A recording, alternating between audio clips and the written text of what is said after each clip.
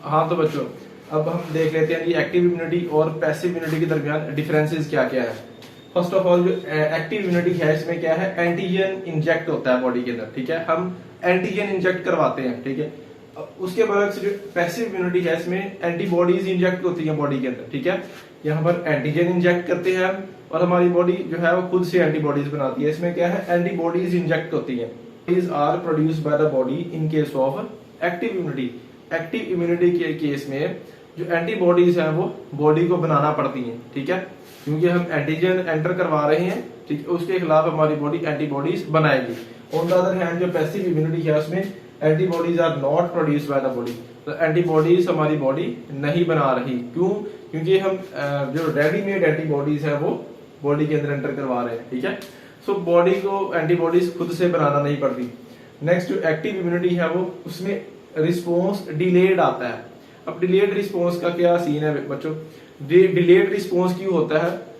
असल में जब हम एंटीजन एंटर करवाते हैं तो उसके खिलाफ एंटीबॉडीज हमारी बॉडी खुद बनाती है, ठीक है, और फिर वो एंटीबॉडीज जो है किलिंग करवाती है एंटीजन की। सो जो रिस्पॉन्स है उसमें जो एंटीबॉडीज है उनके बनने में टाइम लगता है। दैट इज वाई ये जो रिस्पॉन्स है वो डिलेड रिस्पॉन्स है, यानी कुछ देर बाद रिस्पॉन्स आता है। On the other hand, passive immunity में इमीडिएट रिस्पॉन्स आता है, क्योंकि जो एंटीबॉडीज बनाने का जो प्रोसेस है वो हम दरमियान से निकाल लेते हैं। आप समझ लीजिए वो जो ये जो time to make the antibodies वो बच जाता है, ठीक है, हम क्योंकि हम डायरेक्टली जो है एंटीबॉडीज ही इंजेक्ट करवा रहे हैं। तो तीसरा जो डिफरेंस है वो बच्चों ये है, चौथा डिफरेंस वो ये है, लॉन्ग लास्टिंग इफेक्ट होता है इसका। मतलब जो एक्टिव इम्यूनिटी है इसका लॉन्ग लास्टिंग इफेक्ट होता है। वो कैसे होता है?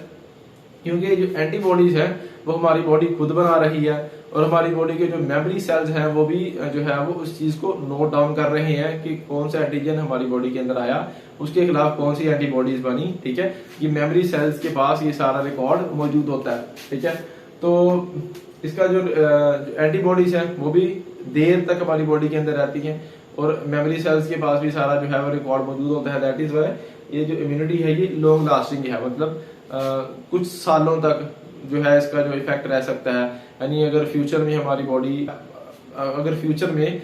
बॉडी में वही बैक्टीरिया या वही एंटीजन हमारी बॉडी के अंदर हुआ तो हमारी बॉडी में पहले से उसके खिलाफ जो है एंटीबॉडीज मौजूद होंगी। दैट इज वाई ये active immunity long lasting effect show करती है। ऑन द अदर हैंड ये लॉन्ग लास्टिंग नहीं होता, जो पैसिव इम्यूनिटी है ये लॉन्ग लास्टिंग नहीं होता। उसकी वजह क्या है बच्चों?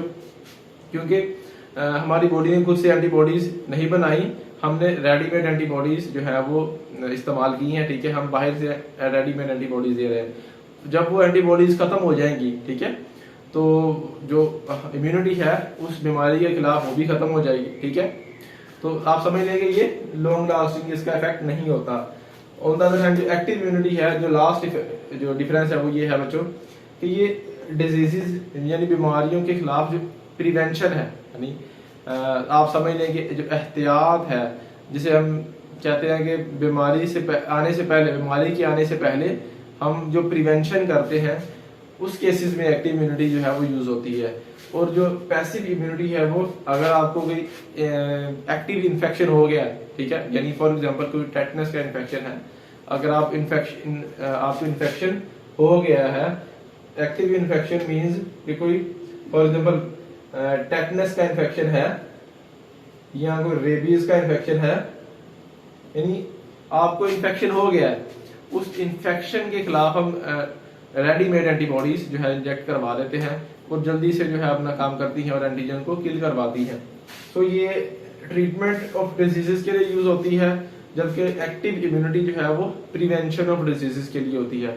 That was all about the types of immunity. Thank you so much.